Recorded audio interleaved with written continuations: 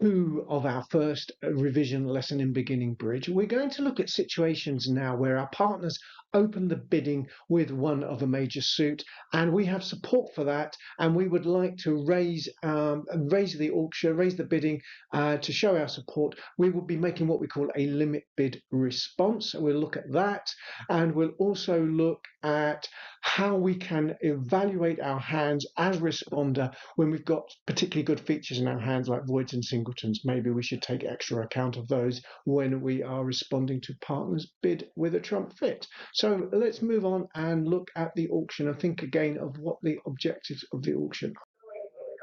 If the partner opens the bidding, that's normally good news. They've got quite a reasonable hand. So to help us work out how we respond, let's remind ourselves of the sort of goals of the auction and why those goals exist. So firstly, one of the first goals of any auction in bridge is for the partnership to identify a possible 8-card fit in a major suit. And why do we do that? Well, that's because, as we know from the tactics and the scoring, it's better to play in a major suit when you have a fit. You score better for playing in major suits, and you can achieve a game bonus at a lower level than you can if you play in a minor suit. Okay, so there are many advantages for playing in major suits. So we always look to find a major suit if we can. The other thing we want to do in that auction is, as well as identifying a fit, we want to establish what level to play at, whether that would be the part score level below a game, or make a game contract, or sometimes we've got really good hands between ourselves and partner, we might go on to bid a slam. Now, why do we need to do that?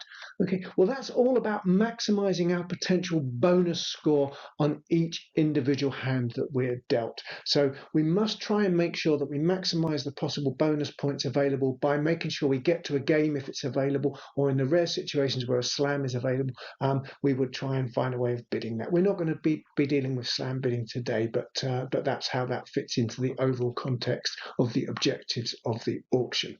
So what does that mean for us? Well, in situations where you have support for your partner's major suit, the auction becomes very simple. And the rule is very simple. All we need to do is support our partner's major. We've identified the fit, and now by supporting them, we can hopefully establish what level to play at. So we can achieve all of these objectives here by just simply supporting our partner's major suit if we're lucky enough to have a fit in a major suit. So let's look at how we do that and how high do we bid. So let's look at supporting our partner. Our partner's opened one heart or one spade, and we'd like to be able to support them. Okay, so let's think about what their bid means first. Okay, we're playing Standard English Acol. Partner's one heart or one spade bid promises a 4-card or more suit. Okay, if you're watching in America or somewhere like that, of course, their one heart, one spade bids means something slightly different from 4 cards. Okay, we won't go into that here, but in England, we are promising a 4-card suit when we open one heart or one spade. So what does that mean for us? Well, that means if we have 4 or more card support for our partner's major suit, we have a fit.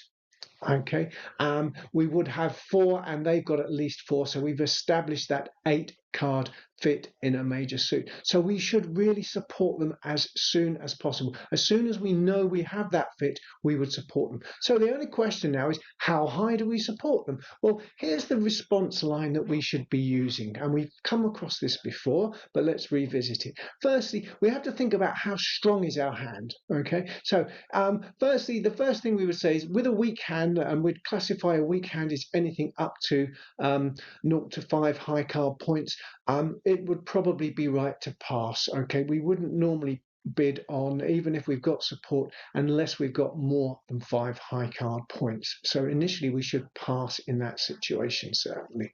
Okay, if we have a few more points, we've got between 6 and 9 high card points, the guidelines say we should raise to the 2 level.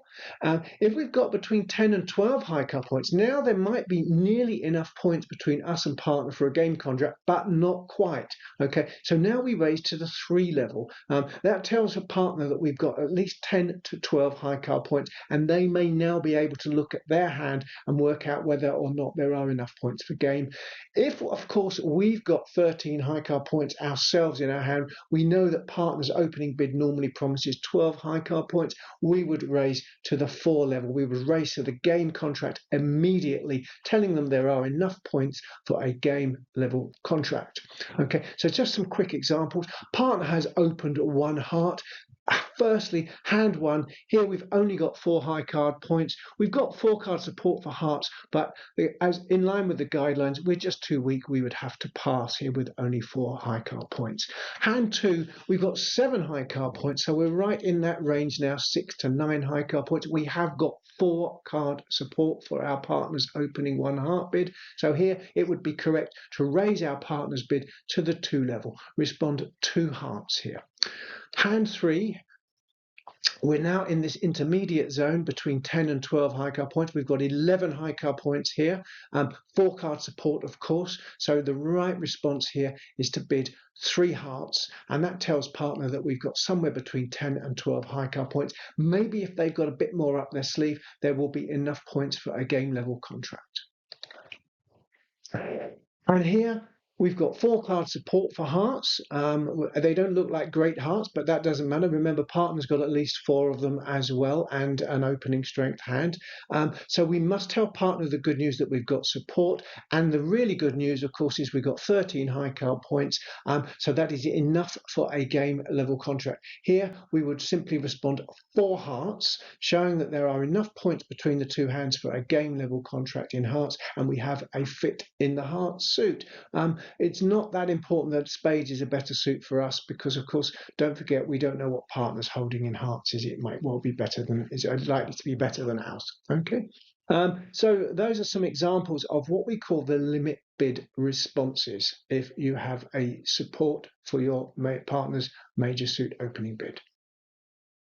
So that term limit bid responses, limit bids, what does that really mean? So this is the scale of these bids again. The key thing here is that raises of a suit, they are examples of bids in our bidding vocabulary that we sometimes call limit bids. Okay, a limit bid is a bid that describes the range and strength of your hand to a fairly precise range. So here, any one of these bids we would make here, we're describing the strength of our hand to within quite a narrow point range. Okay, what that means is that partner now knows a lot about our hand.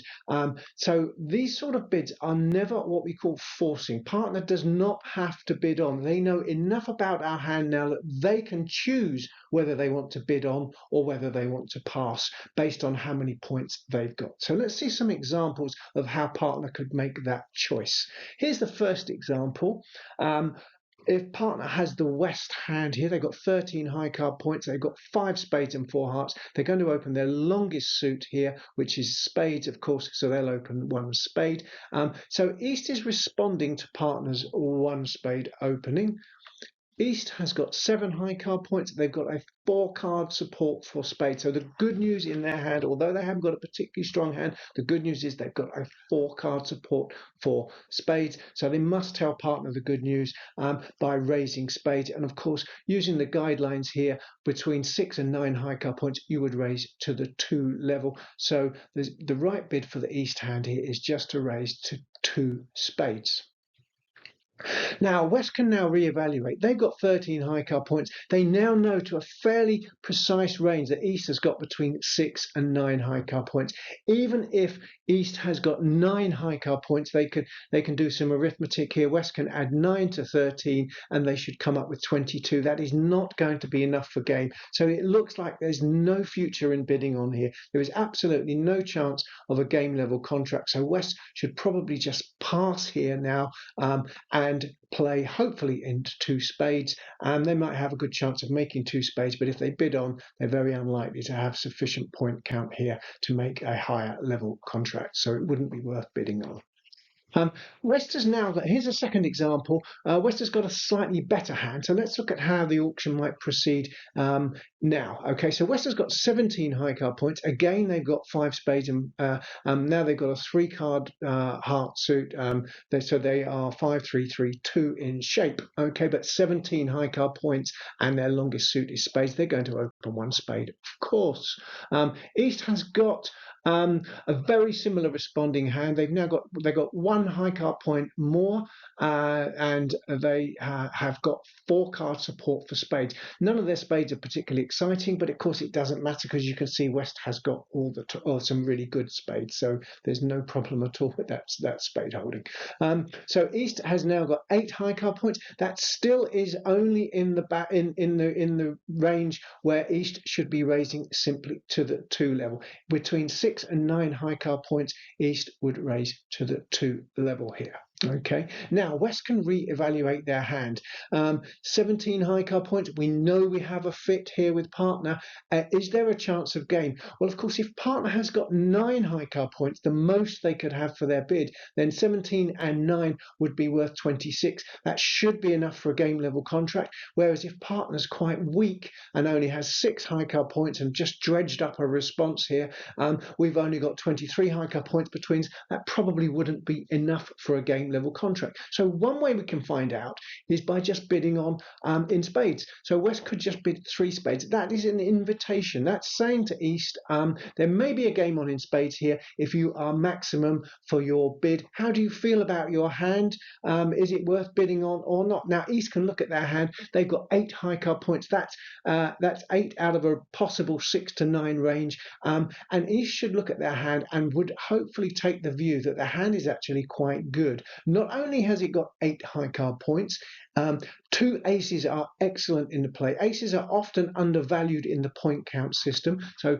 when you've got a trump fit, having aces is slightly more than 4 points generally, is the normal view by experts. They're worth slightly more than their stated value of 4 high card points.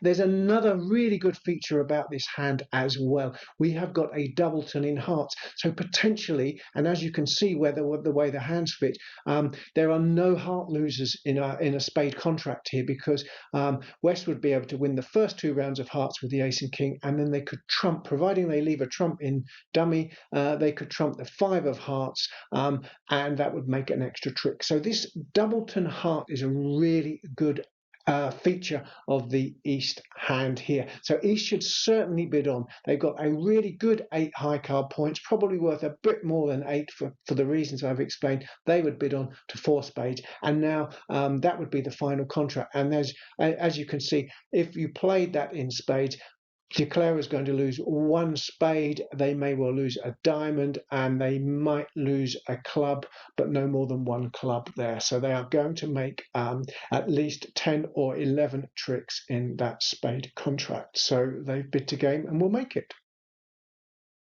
On that last example, we saw the first situation where we started to take account of the shape of the responding hand. And this is this principle that when you have a trump fit, when you know you're going to play in a trump suit here and you have a good fit for your partner's trump suit, then short suits suddenly matter. Short suits are going to matter quite a lot. Okay, so responder can actually adjust their bid. They can adjust the way they think about their hand to take account of this shape of their hand, and particularly the short suits that they've got. So what you typically find here is that voids, if you're lucky enough to have a void in a side suit, or perhaps just a singleton, they really tremendously increase the trick-taking potential of your hand, because declarer will be able to trump cards in the dummy suit. And even a doubleton, as we explained on that last example, even a doubleton in a side suit is often quite a good feature. So these sort of features are things that responders should take account of, and perhaps they're more useful than just adding up simply the number of points they have.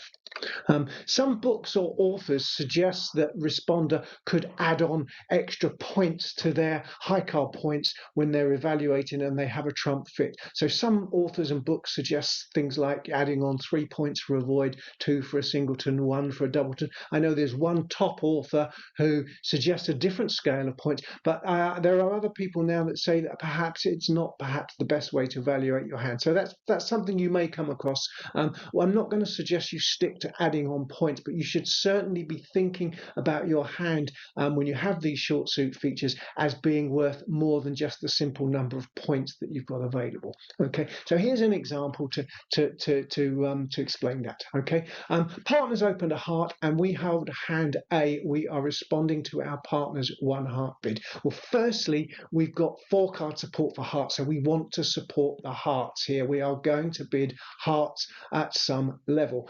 We've got 9 high card points, so ostensibly, if we just looked at our hand with 9 high card points, we would say, well, 6 to 9, we should raise to the 2 level. However, our hand is better than 9 high card points here. Okay, the key feature here is the singleton diamond.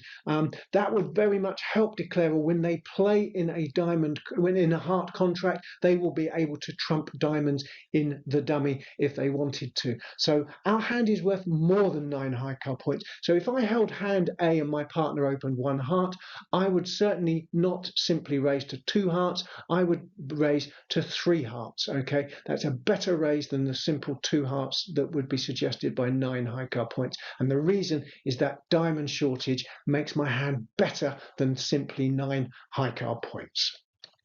Another example here. This time my partner has opened 1 spade and I'm holding hand B, and as you can see, hand B, we've got 4 card support for spades. So the first thing that we should be thinking about is I must support spades. Okay, now normally if I just looked at my point count, I've got 11 high card points. So with 11 high card points, the responding line scale that we've just looked at would tell us that we would raise 1 spade to 3 spades. Okay, but I'm looking at my hand again and I can see it's got a terrific feature. And of course, this time the feature is in the heart suit. Again, we have that shortage in hearts. We've just got a singleton heart. So hopefully, partner may well be able to trump any hearts that they have, any losing hearts in the dummy. So our hand now has got tremendously more trick-taking potential in a spade contract because of our shortage in hearts. So once we know we have a trump fit, and we can then look at our shortages and find that actually our hand is worth a lot more than simply 11 high card points. So if I'm holding hand B, I love my hand. I'm not simply going to raise to 3 spades just because I've got 11 high card points. I'm going to push straight on to a game level contract here. This hand is good enough to raise straight away to 4 spades opposite a 1 spade opening, and partner I'm sure will be able to make 4 spades in depending on what hand he's got, of course. So a question that we sometimes get asked when people are learning bridge is, okay, you've concentrated on major suits. What about if my partner opens with a minor suit and I've got support for it? Do I raise that using a limit bid? Do I raise to the same scale?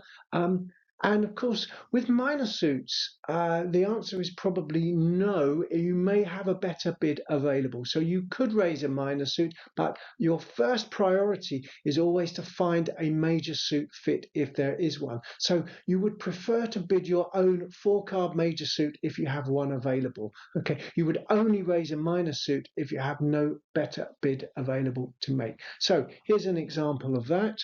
Okay, partners open 1 diamond. It's your turn to bid. You've got 4-card diamond support. You've got 9 high card points. So you might think that the obvious bid here is just to raise 1 diamond to 2 diamonds to show your 9 high card points, or even take account perhaps of your heart singleton here and maybe raise to 3 diamonds. But that's absolutely not the best thing you should do here. Here, it's quite possible that your partner might have 4-card support for spades. So it's much more constructive and much more useful to simply bid 1 spade here. Let's hear what partner bids on the next time. We can always bid diamonds again if we have to later on in the auction, but let's tell them about our spades in case they've got support for spades. Remember, our objective is to try and locate a major suit fit, and we won't do that if we support diamonds. Hand B. Hand B is a situation where it might be appropriate now to support diamonds because we don't have a major suit of our own to bid.